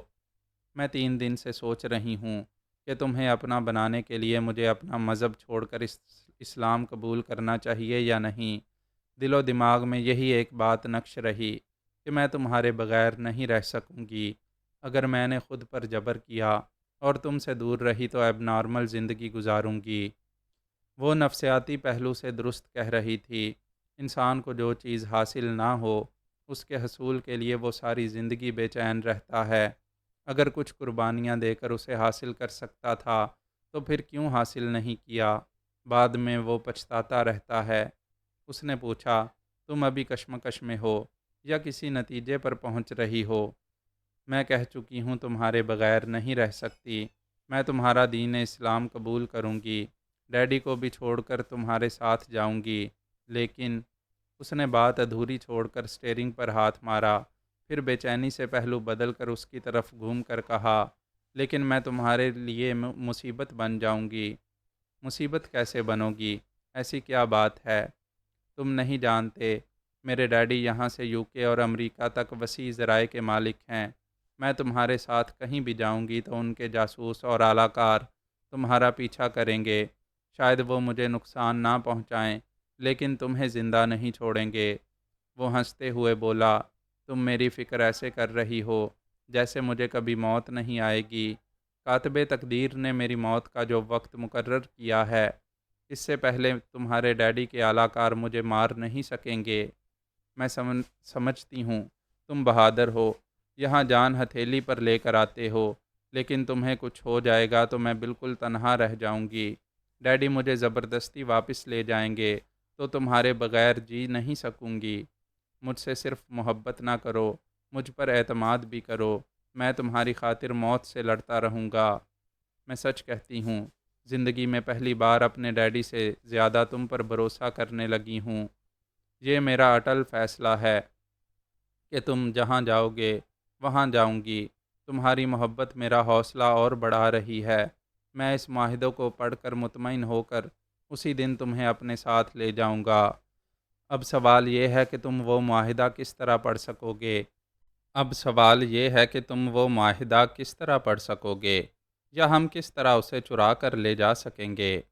وہ تھوڑی دیر تک سوچتی رہی، پھر بولی، کیا میں ڈیڈی سے ضد کروں کہ وہ تمہیں معاہدہ پڑھنے کو دیں؟ وہ سوچتی ہوئی نظروں سے اسے دیکھ کر بولا، تمہارے ڈیڈی نادان نہیں ہیں، وہ میرے یہاں آنے کا مقصد سمجھ رہے ہوں گے۔ اگر معاہدہ سیدھا اور صاف کاروباری ہوگا تو وہ تمہاری ضد مان کر مجھے پڑھنے کے لیے پیش کر سکتے ہیں۔ اگر اس معاہدہ میں ہمارے ملک کو کسی طرح کا نقصان پہنچانے والی بات ہوگی تو وہ تمہاری ضد کے آگے کبھی نہیں جھکیں گے۔ وہ میرے اور زیادہ دشمن ہو جائیں گے۔ ابھی وہ میرے ڈیڈی ہیں، میں بیٹی ہوں، اپنی بات منواؤں گی۔ جب وہ تمہارے جانی دشمن بن جائیں گے تو تم پلاننگ کرو کہ ہم کس طرح اس معاہدہ کو چرا سکتے ہیں۔ ٹھیک ہے، تم ایک بیٹی کی حیثیت سے کوشش کرو، ناکام ہو جاؤ گی تو میں تمہیں بتاؤں گا کہ کس طرح اسے چرایا جا سکے گا۔ ڈیڈی کو قائل کرنے کے لیے مجھے کچھ وقت چاہیے، شاید کل تک کامیابی حاصل کر سکوں۔ تم پرسوں آؤ، پھر ہمیں جو کرنا ہے وہ کر گزریں گے۔ آئی لو یو ماریا، تم واقعی مجھ سے محبت کرتی ہو، میری خوشی کو اپنی خوشی اور میری ضرورت کو اپنی ضرورت سمجھ رہی ہو۔ ماریا نے آگے کو جھک کر اس کی گردن میں باہیں ڈالیں اور کہا، میں تمہارے لیے پتہ نہیں اور کتنی حدوں سے گزر سکتی ہوں۔ تم کم از کم ایک حد پار کرو، ایک بار مجھے سینے سے لگا لو۔ وہ بولا، پلیز ماریا، سمجھنے کی کوشش کرو۔ گناہ کی ابتدا اسی طرح ہوتی ہے، پہلے چھونے کو جی چاہتا ہے، پھر پکڑنے کو، اور پھر جکڑ لینے کو جی چاہتا ہے۔ میں وعدہ کرتی ہوں اپنی اس چھوٹی سی خواہش سے آگے نہیں بڑھوں گی، شادی ہونے تک کسی حد میں رہوں گی۔ وہ اس کی توقع سے زیادہ تعاون کر رہی تھی، اس لیے وہ اسے مایوس یا ناراض نہیں کرنا چاہتا تھا۔ اس نے خواہش پوری کر دی، دو دل ایک ساتھ مل کر دھڑکنے لگے۔ وہ تینوں اندھا دھند دوڑتی جا رہی تھیں۔ جب ریت پر دوڑنا تو کیا چلنا بھی مشکل ہوتا ہے، ریت میں پاؤں دھنستے جاتے ہیں، لیکن ان تینوں نے پیدا ہونے کے بعد جب سے چلنا سیکھا تھا، تب سے تھر کے ریگستانی علاقوں میں ننگے پاؤں چلتی رہی تھیں۔ وہ ریت کی اونچی زمین، ریت کے پہاڑ اور ریت کے جان لیوا گڑھے دیکھتی آئی تھی۔ وہ ایک جگہ رک کر ہانپنے لگیں، وحشت زدہ ہرنیوں کی طرح آنکھیں پھاڑ پھاڑ کر ادھر ادھر دیکھنے لگیں۔ بہت دور سے گھنٹیوں کی دھیمی سی آوازیں آ رہی تھیں۔ وہ گھنٹیاں اونٹوں کی گردنوں سے بندھی ہوئی تھیں، اور وہ ان اونٹوں پر شکاری ہتھیار لیے بیٹھے تھے۔ ان کے لباس سے ظاہر ہوتا تھا کہ وہ غیر ملکی ہیں، شکار کھیلنے کے شوقین ہیں۔ جانوروں سے لے کر انسانوں تک جو بھی ان کا مطلوب و مرغوب ہو، اسے دوڑا دوڑا کر شکار کرتے ہیں۔ اس وقت تینوں لڑکیاں ان کی مطلوب تھیں، اس لیے وہ بڑے اطمینان سے مزے لے لے کر انہیں دوڑا رہے تھے، لیکن یہ اطمینان تھا کہ وہ ہاتھ آ جائیں گی۔ بھاگتے بھاگتے بے دم ہو کر گر پڑیں گی، گھنٹوں دوڑتے رہنے کے باعث پیاس سے نڈھال ہو کر اٹھنے بیٹھنے کے بھی قابل نہیں رہیں گی۔ شکاری ایک غیر ملکی رئیس اعظم تھا، دھوپ کی تپش سے محفوظ رہنے کے لیے محمل والے اونٹ پر سوار تھا۔ اس کے خاص ہواری 6 اونٹوں پر تھے، باقی 8 اونٹوں پر خیمے لگانے اور کھانے پینے کا سامان تھا۔ وہاں کے مقامی ملازم ان 15 اونٹوں کے ساتھ دوڑتے جا رہے تھے۔ اس شان و شوکت کے ساتھ وہ رئیس اعظم شکاری عیش و آرام کا تمام سامان لیے ایک قافلے کی صورت میں جا رہا تھا۔ ان 15 اونٹوں کی گردنوں میں جان بوجھ کر گھنٹیاں باندھی گئی تھیں، تاکہ شکار ہونے والی لڑکیاں گھنٹیوں کی آواز سن کر خوف زدہ ہوتی رہیں اور یہ سمجھتی رہیں کہ شکاری آ رہے ہیں اور وہ پیچھا چھوڑنے والے نہیں ہیں۔ ان میں سے ایک کا نام کلثوم تھا، اسے کلسی کہہ کر پکارا جاتا تھا، دوسری کا نام تارا اور تیسری کا نام رانی تھا۔ کلسی 12 برس کی تھی، ابھی جوانی اس سے دور تھی۔ اسے جوانی کی طرح چمکانے کی کوشش کی جاتی تو وہ ٹوٹ جاتی، لیکن مرغی کھانے والے چوزے کا بھی سوپ پیتے ہیں، کسی کے ٹوٹنے پر رحم نہیں آتا۔ تارا 13 برس کی تھی، اس کی عمر بھی نہ 3 میں تھی نہ 13 میں تھی۔ اس نے باپ اور بھائی کے سوا کسی تیسرے مرد کے سائے کو بھی نہیں دیکھا تھا۔ رانی 14 برس کی تھی، مگر 14ویں کے چاند کی طرح بھی ابھی پوری نہیں ہوئی تھی۔ اگر شکار ہو گئی تو وہ چاند بدقسمتی کے بادلوں میں بجھ کر رہ جائے گا۔ وہ تینوں سہیلیاں تھیں، وہ ماں باپ بھائی بہنوں کے ساتھ بڑی معصومانہ زندگی گزار رہی تھیں۔ اس بستی میں راہو دادا کبھی کبھی آیا کرتا تھا، اس کے ساتھ 2 4 ملازم ہوا کرتے تھے۔ وہ شہر سے ہار سنگھار کی چیزیں لا کر وہاں کی عورتوں اور چھوٹی بچیوں کو دیا کرتا تھا۔ مردوں کے لیے کپڑے، سگریٹ اور بیڑیاں لا کر مفت تقسیم کیا کرتا تھا۔ بستی والے اس کی بڑی عزت کرتے تھے، کیونکہ وہ کئی شہری لڑکوں کے رشتے بستی کی لڑکیوں کے لیے لا چکا تھا۔ وہ لڑکیاں بیاہ کر گئی تھیں، پھر واپس نہیں آئی تھیں۔ بستی والے پوچھتے تھے کہ لڑکیاں کبھی اپنے میکے کیوں نہیں آتی ہیں؟ راہو دادا کہتا تھا انہیں شہر کی ہوا لگ گئی ہے، یا کہتا تھا جن لڑکوں سے شادیاں ہوئی ہیں وہ لڑکے روزگار کے لیے بیویوں کے ساتھ کراچی جیسے بڑے شہروں کی طرف چلے گئے ہیں۔ رفتہ رفتہ بستی والے محتاط ہو گئے، راہو دادا سے کترانے لگے، اس کی لائی ہوئی چیزوں کو قبول کرنے سے پہلے انکار کرنے لگے۔ ان میں جو لالچی تھے، اپنی بیٹیوں کو بوجھ سمجھتے تھے، وہ سب اسے جھک کر سلام کرتے تھے، اپنی لڑکیوں کو ان لڑکوں کے حوالے کر دیتے تھے جنہیں راہو دادا دلہا بنا کر لایا کرتا تھا۔ اس طرح اس بستی کے لوگ 2 مختلف گروہ میں بٹ گئے تھے۔ ان میں سے ایک گروہ راہو دادا کا حمایتی تھا اور دوسرا گروہ اس کی مخالفت میں کہتا تھا کہ تم سب بے غیرت ہو گئے ہو، تمہارے دل اندر سے کہتے ہیں کہ اپنی لڑکیوں سے ناانصافی کر رہے ہو، لیکن ڈھٹائی سے کہتے ہو کہ یہ بے غیرتی نہیں ہے، کیونکہ تم انہیں دلہن بنا کر ان کا نکاح پڑھوا کر رخصت کرتے ہو۔ وہ تینوں سہیلیاں کم سن تھیں، لیکن گھر کی بڑی عورتوں کی سرگوشیاں سنتی تھیں کہ وہاں سے بیاہ کر جانے والی لڑکیوں کے ساتھ کیا ہوتا ہوگا۔ وہ واضح طور پر سمجھ نہیں پاتی تھیں کہ لڑکیوں کے ساتھ کیسا سلوک کیا جاتا ہے، لیکن ان کے دلوں پر خوف طاری ہو گیا تھا۔ وہ تینوں ایک دوسرے سے کہتی تھیں، جو بھی ہوتا ہو، ہمیں اپنی بستی سے باہر کبھی نہیں جانا چاہیے۔ غریب لڑکیوں کے ارادہ کرنے سے اور انکار کرنے سے کوئی فرق نہیں پڑتا، ان کے والدین بھی مجبور اور محتاج ہوتے ہیں۔ راہو دادا نے ان تینوں سہیلیوں کے والدین سے کہا، میں نے رقم بڑھا دی ہے، اب ایک لڑکی کے ماں باپ کو 7,000 دوں گا، منظور ہے تو پیشگی کے طور پر یہ 2,000 روپے پکڑو، کل 3 دلہا لے کر آؤں گا تو رخصتی سے پہلے 5,000 ادا کر دوں گا۔ تینوں کے والدین اور سرپرستوں نے پیشگی 2,000 روپے لے لیے۔ وہ تینوں رونے لگیں، شادی سے انکار کرنے لگیں۔ انکار کے نتیجے میں خوب پٹائی کی گئی۔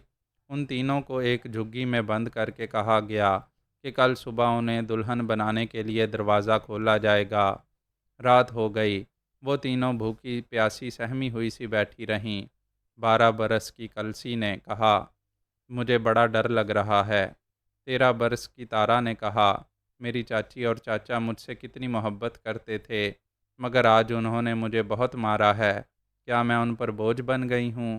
رانی نے کہا، میں تم دونوں سے بڑی ہوں، تم دونوں سے زیادہ سمجھتی ہوں، ہمارا انکار کوئی نہیں سنے گا۔ میں جو کہتی ہوں وہ کرو گی تو شاید ہمارے ساتھ وہ نہ ہو جو دوسری لڑکیوں کے ساتھ ہو چکا ہے۔ تارا نے کہا، تم جو کہو گی ہم وہی کریں گے، مگر یہ شادی نہیں کریں گے۔ تو پھر میری بات مانو، یہاں سے بھاگ چلو۔ کلسی اور تارا نے اسے چونک کر دیکھا۔ تارا نے پوچھا، ہم بھاگ کر کہاں جائیں گے؟ اوپر آسمان ہے اور نیچے ریگستان، پتہ نہیں کتنی دور کوئی بستی ہوگی، اور پتہ نہیں اس بستی کے لوگ بھی ہمارے سر پر ہاتھ رکھیں گے یا نہیں۔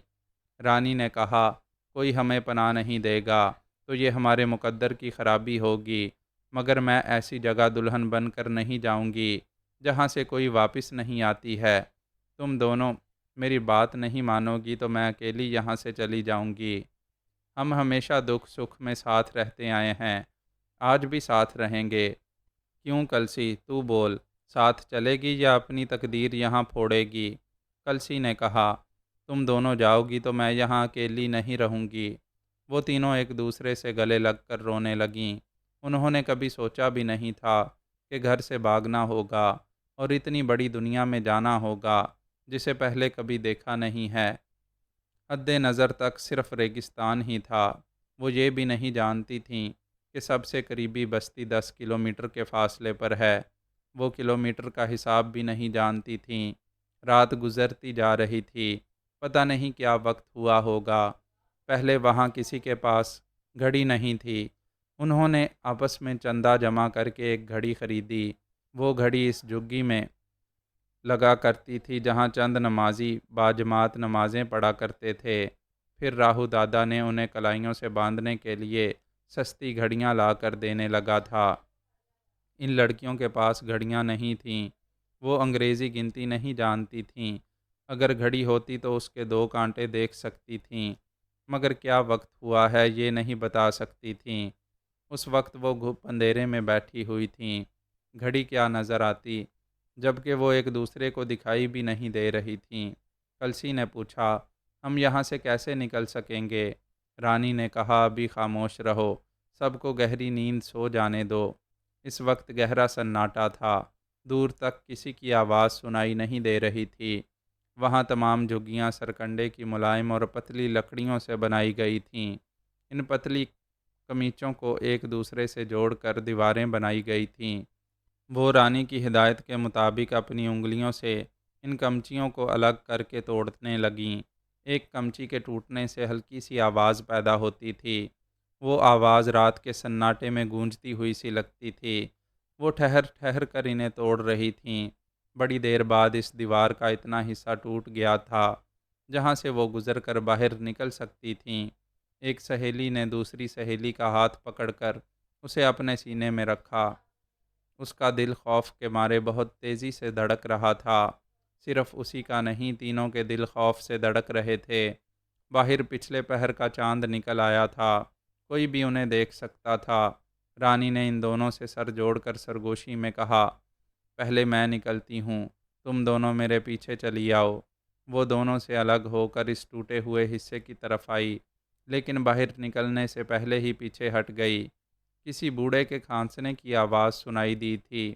انہیں ایسے لگا جیسے جھگی کی ٹوٹی ہوئی دیوار کو کسی نے دیکھ لیا ہے اور وہ کھانستا ہوا آ رہا ہے۔ وہ تینوں بڑی دیر تک سہمی رہیں، پھر انہیں یقین ہوا کہ کوئی نہیں آ رہا۔ کسی جھگی میں سونے والا بوڑھا کھانس رہا تھا۔ وہ تینوں اللہ کا نام لے کر چاروں ہاتھ پاؤں سے رینگتی ہوئی جھگی سے باہر نکل آئیں۔ ایک دوسرے کے ہاتھوں کو تھام کر آس پاس دور تک دیکھا، پھر دبے قدموں وہاں سے جانے لگیں۔ ریت پر چلنے سے آواز نہیں ابھرتی، لیکن اس علاقے میں رہنے والوں کی قوت سماعت اتنی تیز تھی کہ وہ جھگی کے اندر بیٹھ کر دیکھے بغیر بتا دیتے تھے کہ کہیں قریب سے آدمی گزر رہا ہے یا کوئی جانور۔ اس وقت سبھی گہری نیند میں تھے، اس لیے ریت پر ان کے قدموں کی آواز کسی نے نہیں سنی۔ بستی سے دور نکلتے ہی وہ دوڑنے لگیں۔ وہ اسی طرح زیادہ سے زیادہ دور جا سکتی تھیں۔ دوڑنے کے دوران میں انہوں نے اذان کی آواز سنی۔ یہ آواز ان کی بستی سے آ رہی تھی۔ دور نکل آنے کے باوجود اس لیے سنائی دے رہی تھی کہ صحرا میں آواز دور تک گونجتی چلی جاتی ہے۔ تارا نے ہانپتے ہوئے کہا، صبح کی اذان ہے، تھوڑی دیر بعد دن نکل آئے گا، ہم کسی سے چھپ نہیں سکیں گے۔ رانی نے کہا، ہمیں یہاں سے کسی سے نہیں چھپنا ہے، ہمیں کسی بستی میں یا کسی پولیس چوکی میں پناہ مل جائے گی۔ وہ بڑے اعتماد سے دوڑتی رہیں اور کبھی سانسیں درست کرنے کے لیے تیز تیز چلتی رہیں۔ سورج نکل آیا، اس کا اجالا حد نظر تک پھیل گیا۔ وہ ذرا رک کر چاروں طرف دیکھنے لگیں۔ جہاں تک نظر جا رہی تھی، آسمان اور ریگستان کے سوا کچھ نظر نہیں آ رہا تھا۔ وہ کسی سمت کا تعین نہیں کر سکتی تھیں کہ کس طرف جانے سے کوئی بستی یا پولیس چوکی ملے گی، مگر کہیں تو جانا ہی تھا، اس لیے وہ پھر ایک سمت دوڑنے لگیں۔ وہ زندگی میں پہلی بار اپنی بستی سے باہر کئی کلومیٹر دور چلی آئی تھیں، لیکن اس راستے سے بھٹک گئی تھیں جہاں سب سے قریبی بستی 10 کلومیٹر کے فاصلے پر تھی۔ وہ کسی دوسری سمت جا رہی تھیں۔ سورج اب اپنی حرارت سے انہیں جھلسانے لگا تھا۔ دھوپ تیز ہو رہی تھی۔ جب وہ سر پر پہنچا تو پتہ چلا کہ آدھا دن گزر چکا ہے۔ وہ پچھلی تمام رات جاگتی رہی تھیں اور آدھے دن تک دوڑتی رہی تھیں۔ تھکن کے باعث ان کے قدم لڑکھڑانے لگے تھے۔ وہ بے دم ہو کر گرنے والی تھیں۔ ایسے ہی وقت ریت کے ایک ٹیلے پر سے دور ایک بستی دکھائی دی۔ اسے دیکھ کر ان میں جان آ گئی۔ وہ پھر ڈگمگاتے ہوئے قدموں سے چلنے لگیں۔ اس بستی میں تقریباً 50 جھگیاں تھیں۔ ان میں سے کچھ مٹی اور گارے کے کچے مکانات بھی تھے۔ بستی کے پہلے مکان کے سامنے پہنچتے ہی وہ تینوں گر پڑیں۔ کچھ لوگ دوڑتے ہوئے آئے، انہیں سہارا دے کر مکان کے اندر پہنچایا۔ عورتیں انہیں پنکھا جھلنے اور ان کے سروں پر پانی ڈالنے لگیں۔ ایک عورت ٹھنڈی میٹھی لسی کے گلاس لے آئی۔ انہیں سمجھایا، ٹھہر ٹھہر کر ایک ایک گھونٹ پیو، جلدی جلدی پینے سے پھندا بھی لگے گا اور سر بھی چکرائے گا۔ بستی کے ایک سرے سے دوسرے سرے تک خبر پہنچ گئی کہ 3 لڑکیاں کہیں سے بری حالت میں آئی ہیں۔ بستی والے انہیں دیکھنے کے لیے آنے لگے۔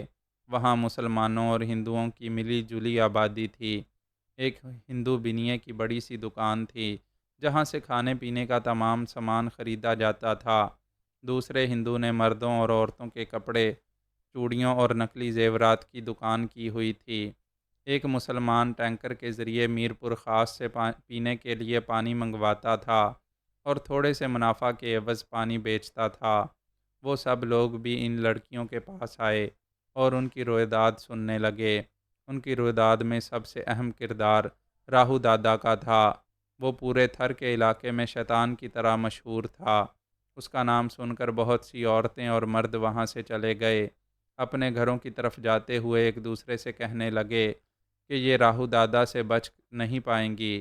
وہ ان لڑکیوں کی تلاش میں نکل پڑا ہوگا۔ وہ یا اس کے حواری اس بستی میں بھی ضرور آئیں گے۔ ہمیں اس معاملے سے دور ہی رہنا چاہیے۔ جو مسلمان وہاں پانی فروخت کرتا تھا، اس نے تینوں سے کہا، تم میری بیٹیوں جیسی ہو، میرے گھر چلو اور آرام سے کھا پی کر سو جاؤ۔ رات کو سفر کرنا مناسب نہیں ہے۔ سپہر کو چلو گی تو آدھی رات کو میرپور پہنچو گی، اس لیے کل صبح یہاں سے جاؤ۔ وہاں کچھ عورتیں اور مرد راہو دادا کو گالیاں دے رہے تھے اور اپنی بے بسی بھی ظاہر کر رہے تھے کہ وہ پورے علاقے میں پولیس والوں سے بنا کر رکھتا ہے، باہر کے ملکوں سے شکار کھیلنے والے امیر کبیر شکاریوں کا دلال ہے، وہ بڑے مضبوط ذرائع کا مالک ہے اور خوب دولت کماتا رہتا ہے۔ وہ تینوں پیٹ بھر کر کھانے کے بعد اس مسلمان کے گھر میں سو گئیں۔ وہ اس بستی سے میرپور خاص تک عثمان پانی والا کہلاتا تھا۔ شام کو ایک ہندو جوان دھرم داس ایک اونٹ پر بیٹھ کر آیا۔ وہ ہفتے 2 ہفتے میں ایک بار وہاں آتا تھا۔ اس بستی کی عورتیں جن کپڑوں پر کڑھائی کرتی تھیں اور مختلف قسم کے کھلونے بناتی تھیں، وہ سب ان سے خرید کر شہر لے جاتا تھا۔ غیر ممالک سے اور پاکستان کے مختلف شہروں سے آنے والے ایسی دستکاریوں کو پسند کرتے تھے اور اچھے داموں خرید کر لے جاتے تھے۔ دھرم داس تمام سامان خرید کر دوسری صبح شہر واپس جانے والا تھا۔ اس عثمان پانی والا نے اسے 3 مظلوم لڑکیوں کی رویداد سنائی، پھر کہا، بیٹے تم صبح انہیں اپنے ساتھ لے جاؤ اور میر پور خاص کے تھانے میں انہیں پہنچا دو۔ یہ اپنا بیان وہاں لکھوا کر قانون کی پناہ حاصل کر لیں گی۔ دھرم داس نے کہا، چاچا، ان بیچاریوں کے کام آنا میرا دھرم ہے، میں انہیں حفاظت سے لے جاؤں گا۔ آپ انہیں سمجھا دیں کہ وہ کسی غیر کے ساتھ نہیں، اپنے بھائی کے ساتھ جائیں گی۔ اسی شام راہو دادا کا ایک حواری اس بستی میں پہنچ گیا۔ اسے بستی والے نہیں پہچانتے تھے، لیکن ہندو بنیے سے اس کی جان پہچان تھی۔ بنیے نے کہا، آؤ بیٹھو، جل پان کرو۔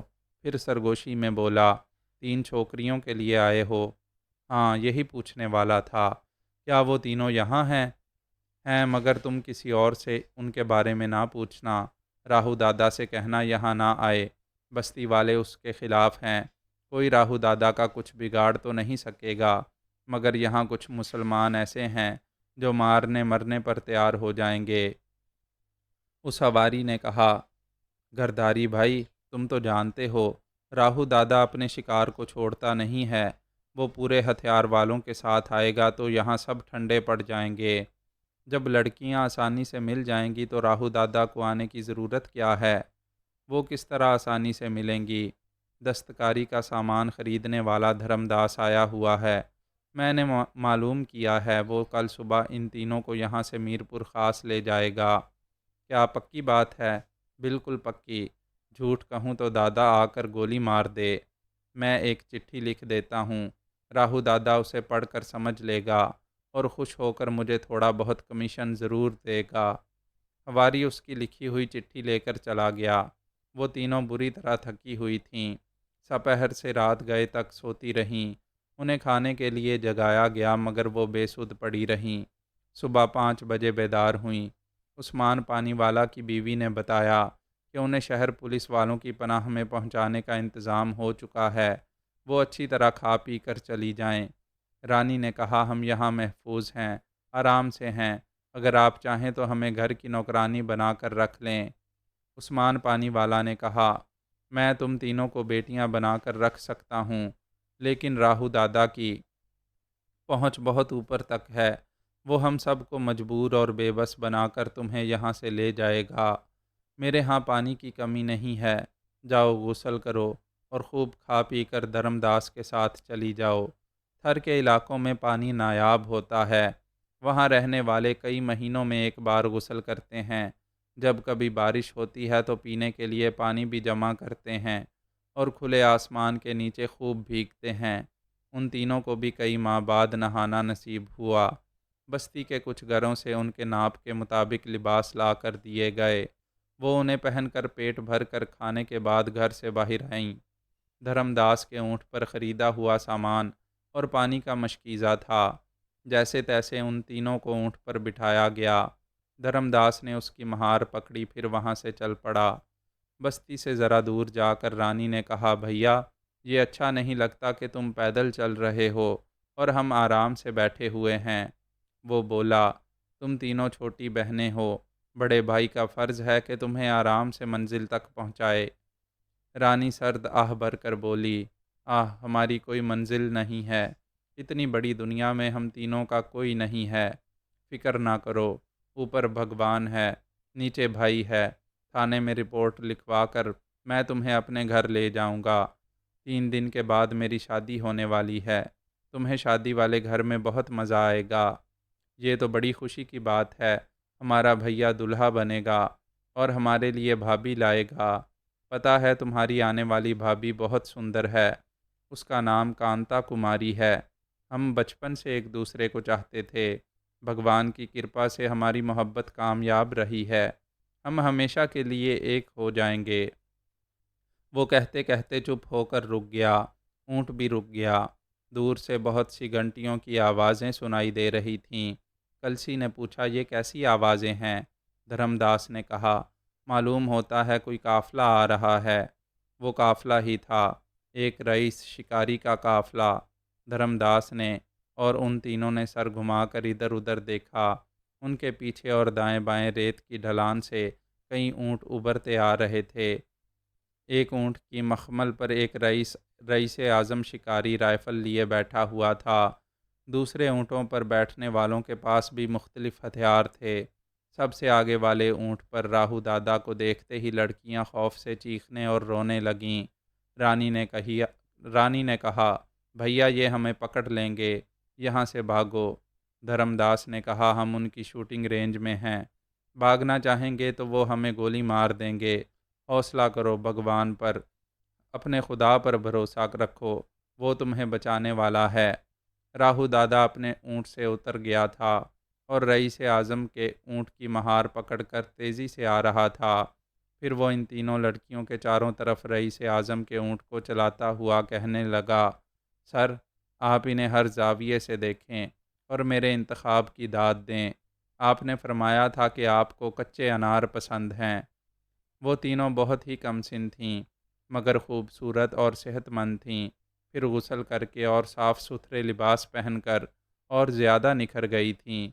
رئیس اعظم نے کہا، بہت خوب، تم میری پسند کو خوب سمجھتے ہو اور مجھے خوش کر دیتے ہو، بے شک تم انعام کے حقدار ہو۔ دھرم داس نے دونوں ہاتھ جوڑ کر کہا، آپ بڑے لوگ ہیں، بھگوان آپ کو اور بڑا بنائے۔ ان بیچاریوں پر رحم کرو، یہ تمہاری طرح مسلمان ہیں، ان کی عزت رکھنا، ان کی حفاظت کرنا آپ کا فرض ہے۔ میں آپ کو آپ کے خدا کا واسطہ دے کر التجا کرتا ہوں کہ انہیں آزاد چھوڑ دو اور انہیں اپنی مرضی سے زندگی گزارنے دو۔ دھرم داس جو کہہ رہا تھا، راہو دادا اس کا ترجمہ غیر ملکی زبان میں کر رہا تھا۔ رئیس نے سننے کے بعد کہا، اس جوان کی آخری بات دل کو لگی ہے کہ انہیں آزاد چھوڑ دیا جائے۔ راہو، ان کو جانے دو۔ راہو دادا نے کہا، سر کہہ رہے ہیں تم ان تینوں کو لے جا سکتے ہو۔ دھرم داس نے پھر دونوں ہاتھ جوڑ کر سر جھکا کر شکریہ ادا کیا، پھر اپنے اونٹ کو لے کر آگے بڑھنے لگا۔ شکاری کا قافلہ اسی جگہ رکا رہا۔ وہ سب ان تین لڑکیوں کو اونٹ پر بیٹھ کر جاتے دیکھتے رہے۔ راہو دادا نے کہا، سر حکم دیں۔ رئیس اعظم نے کہا، صبر کرو، جب تک چوہے بلی کا کھیل نہ ہو شکار کا مزہ نہیں آتا۔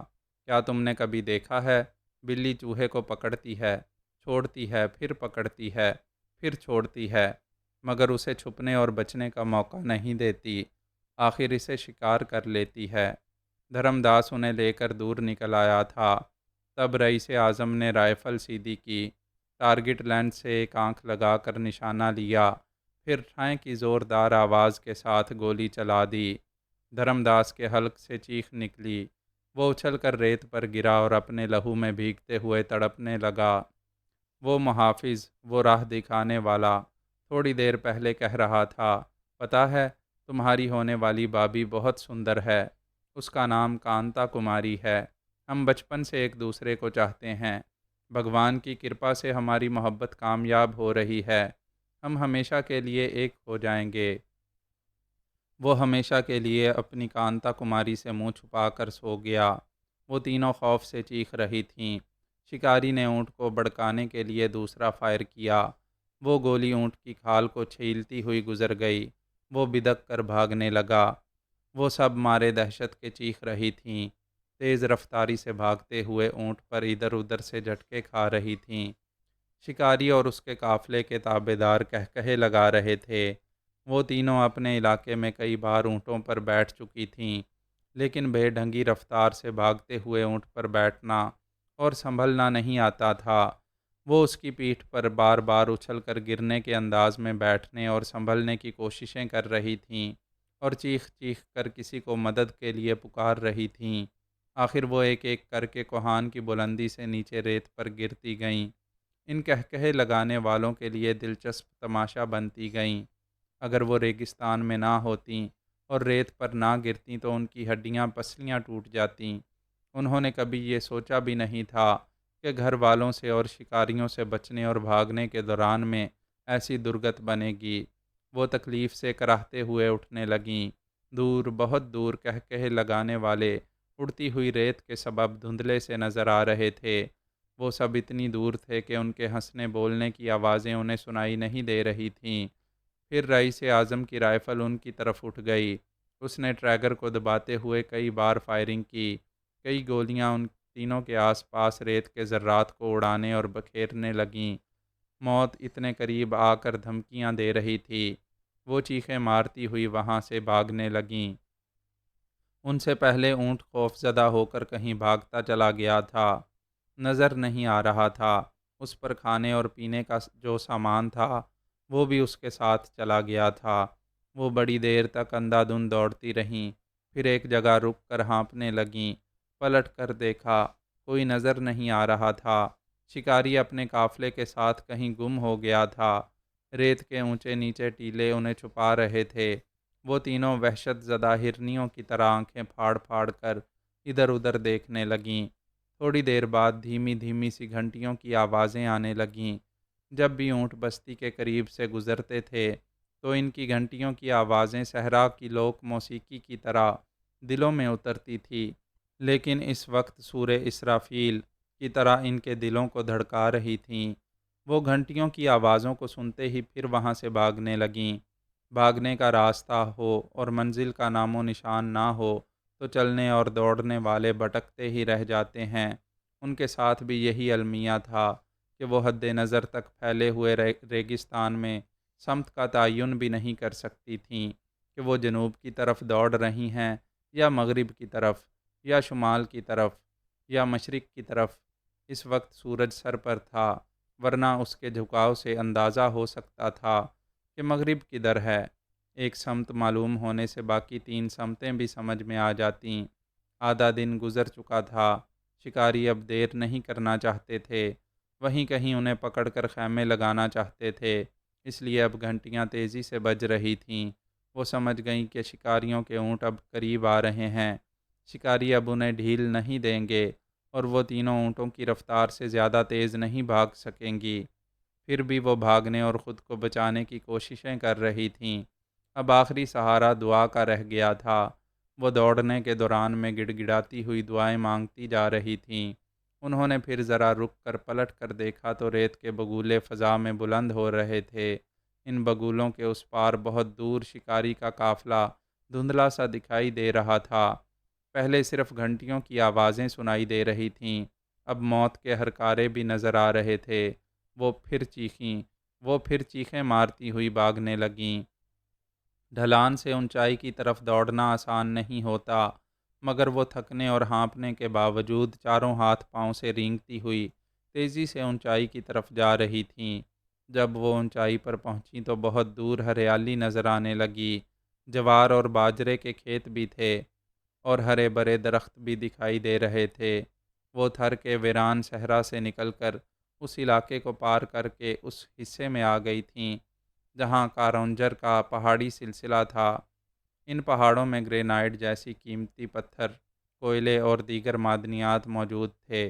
ان علاقوں میں اس حد تک بارش ہوتی ہے کہ باقاعدہ کھیتی باڑی ہوتی ہے۔ زمین کے نیچے پانی موجود رہتا ہے۔ ہر 4 مربع میل پر 5 کنویں لازمی ہوتے ہیں۔ ہر 2 میل کے علاقے میں ایک گوٹھ موجود ہے۔ وہ تینوں ہریالی دیکھ کر خوشی سے آپس میں لپٹ گئیں۔ پھر خیال آیا کہ شکاری تعاقب میں ہیں۔ وہ پھر بھاگنے لگیں۔ اب اونٹوں کی رفتار بھی بڑھ گئی تھی۔ وہ شکاری نہیں چاہتے تھے کہ وہ تینوں کسی آبادی میں پہنچ جائیں۔ راہو دادا نے یقین دلایا کہ اس علاقے کی پہلی بستی بہت دور ہے۔ کھیتوں کے اطراف کسانوں کی جھگیاں ہیں۔ وہ راہو دادا کے آگے سر جھکاتے ہیں، شکار کے معاملات میں مداخلت نہیں کریں گے۔ اب وہ جی جان سے آخری مستحکم امیدوں کے ساتھ دوڑ رہی تھیں۔ بلی چوہے کا کھیل ختم ہو چکا تھا۔ آخری مرحلے پر شکار پر جھپٹنا تھا، اس لیے وہ تیزی سے تعاقب میں چلے آ رہے تھے۔ دوڑنے والیاں کھیتوں کے قریب پہنچنے والی تھیں، تب ہی فائرنگ ہونے لگی۔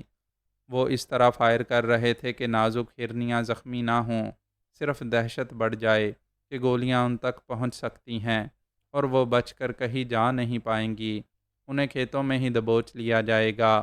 اپنے آس پاس سے گزرنے والی گولیوں سے سہم کر وہ چیخ رہی تھیں اور پھر مدد کے لیے کسی کو پکار رہی تھیں۔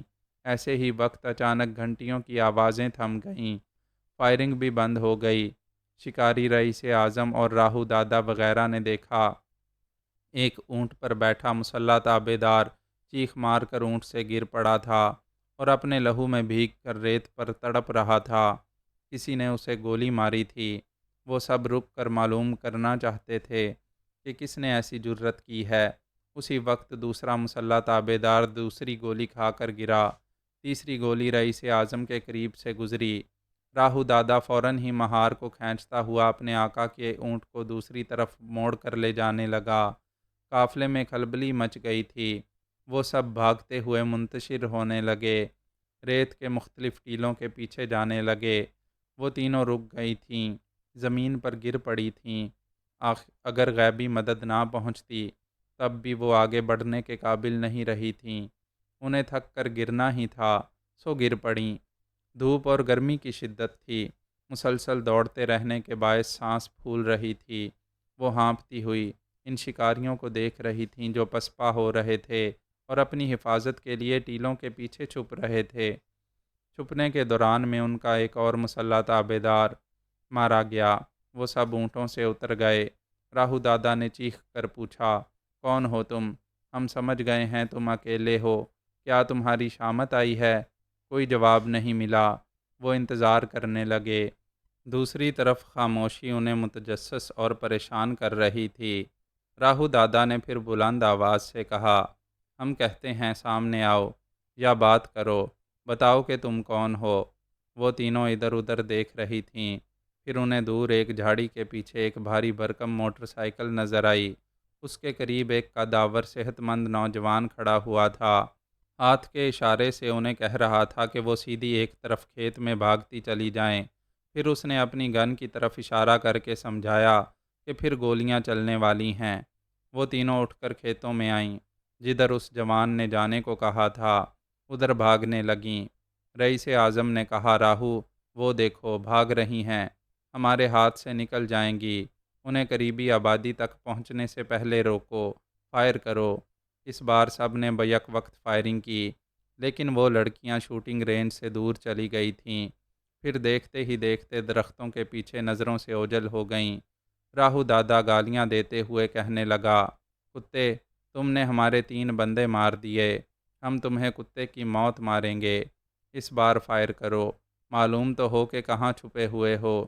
ایک تابے دار نے کہا، دادا وہ اس بڑے درخت کے پیچھے ہوگا۔ اس کی بات ختم ہوئی۔ ایک گھنی جھاڑی کے پیچھے سے تڑا تڑ فائرنگ کی آواز کے ساتھ گولیاں چلنے لگیں۔ چھوٹے چھوٹے ٹیلوں کی ریت کے ذرات اس طرح فضا میں بکھرنے لگے کہ منظر دھندلا گیا۔ دھند کے اس پار درخت اور جھاڑیاں دکھائی نہیں دے رہی تھیں۔ دوسری طرف سے آنے والی گولیاں ریت کے ٹیلوں کے آر پار ہو کر انہیں زخمی یا ہلاک کر سکتی تھیں، اس لیے وہ سب زمین پر لیٹ گئے۔ اب ریت کی دھند چھٹنے کے بعد ہی وہ جوابی فائرنگ کر سکتے تھے، لیکن اس کی نوبت نہیں آئی۔ انہوں نے سر اٹھا کر دیکھا، دھند چھٹ رہی تھی، مگر اس وقت موٹر سائیکل کی آواز دور ہوتی جا رہی تھی۔ وہ راستے کا پتھر بننے والا انہیں انتقامی کارروائی کا موقع دیے بغیر ان سے دور جاتے ہوئے نظروں سے اوجھل ہو چکا تھا۔ تھر کا سب سے بڑا مسئلہ پانی ہے۔ فی الحال جو ہریالی نظر آ رہی ہے وہ بارش کی مرہون منت ہے۔ بارش نہ ہو تو قحط پڑ جاتا ہے۔ وہاں ایک باہاں بیلی نام کی سماجی تنظیم ہے۔ اس تنظیم نے بڑے پیمانے پر کنویں کھدوائے ہیں اور پانی کا ذخیرہ کرنے کے لیے چھوٹے چھوٹے 6 ڈیم بھی بنوائے ہیں۔ باہاں بیلی کے کارکن لاکھوں افراد کی فلاح و بہبود کے لیے ملکی اور بین الاقوامی سطح پر تھر کے مسائل کو اجاگر کر رہے ہیں۔ وہاں 20,000 مربع کلومیٹر اور تقریباً 10 لاکھ کی آبادی میں صرف ایک لیڈی ڈاکٹر ہے۔ باہاں بیلی کے کارکن علاج، معالجے اور بچوں کی تعلیم کے سلسلے میں بھی اہم فرائض انجام دے رہے ہیں۔ یہ تنظیم پورے علاقے میں مشہور ہے۔ پولیس اور انتظامیہ کے عہدیدار بھی ان سے تعاون کرتے ہیں۔ وہ ان تینوں لڑکیوں کو باہاں بیلی کے صدر کے پاس لے آیا، پھر اسے اپنا شناختی کارڈ دکھا کر کہا، میرا نام وہ ہے۔ اگرچہ نام مختصر اور عجیب سا ہے، تاہم میں بہت بڑا نام نہیں، بہت بڑا کام کرنا چاہتا ہوں۔ آج کل میں کیٹی بندر میں مصروف رہتا ہوں۔ یہاں اپنے خاندان کے ایک بزرگ سے ملاقات کے لیے آیا تھا تو یہ مظلوم لڑکیاں نظر آئیں اور یہ آپ کو بتائیں گی کہ ان پر کیا گزر رہی ہے۔ رانی اپنی سہیلیوں کی رویداد سنانے لگی۔ صدر نے کہا، یہ بڑے افسوس کی بات ہے کہ غیر ملکی دولت مند شکاری یہاں ہرن، مور، سانبھر اور نیل گائے وغیرہ کو شکار کرنے کے شوق میں آتے ہیں، دن کو شکار کھیلتے ہیں اور رات کو عیاشی کرتے ہیں، شراب پیتے ہیں اور یہاں کے دلالوں کے ذریعے ہمارے علاقوں کی عورتوں کا شکار کرتے ہیں۔ یہ اتنے دولت مند اور وسیع ذرائع کے مالک ہوتے ہیں کہ پولیس اور انتظامیہ ان کے آگے بے بس ہو جاتی ہے۔ وہ بولا، یہ کتنے شرم کی بات ہے کہ اوپر والوں کی طرف سے انہیں چھوٹ ملتی ہے اور یہ ہمارے ملک میں آ کر ایسے عیاشی کرتے ہیں جیسے یہ ہمارا وطن نہیں ہے، ہیرا منڈی ہے۔ کیا ہم اتنے بے غیرت ہو گئے ہیں کہ اپنے وطن کی سرحدی زمینوں کے علاوہ اپنے وطن کی بہنوں اور بیٹیوں کو بھی فروخت کر رہے ہیں؟ اسے قوم کی بے حسی کہا جائے، یا ہمارے عوام اتنے بے خبر اور غافل رہتے ہیں کہ اپنی تباہی اور وطن کی بے عزتی کے اسباب کو سمجھ نہیں پاتے، یا پھر یہ نہیں سمجھ پاتے کہ دشمن عناصر سے کس طرح نمٹنا چاہیے۔ باہا بیلی کے صدر نے کہا، تم نے ان لڑکیوں کو بڑی جواں مردی سے بچایا ہے، فکر نہ کرو، اب ہماری تنظیم ان کی حفاظت کرے گی۔ وہ بولا، میں یہی چاہتا ہوں، کل مجھے کیٹی بندر جانا ہے، میں وہاں سے فارغ ہو کر آؤں گا۔ اگر ان لڑکیوں کے سلسلے میں کوئی دشواری پیش آئے گی تو میں انہیں کراچی کے کسی فلاحی ادارے میں پہنچا دوں گا۔ اس نے کلسی، تارا اور رانی کو اطمینان دلایا کہ وہ اس تنظیم کے سائے میں محفوظ رہیں گی اور وہ ان کی خیریت معلوم کرنے جلد ہی واپس آئے گا۔ پھر وہ وہاں سے چلا آیا۔ اس نے ماریا سے وعدہ کیا تھا کہ کل اس سے ملنے آئے گا، اس لیے وہ رات گزارنے کے لیے کراچی چلا گیا۔ معزز سامعین، اپنے اس چینل کو سبسکرائب کریں اور بیل آئیکن کا بٹن پریس کریں تاکہ ہر نئی آنے والی ایپیسوڈ آپ تک بروقت پہنچ سکے۔ شکریہ۔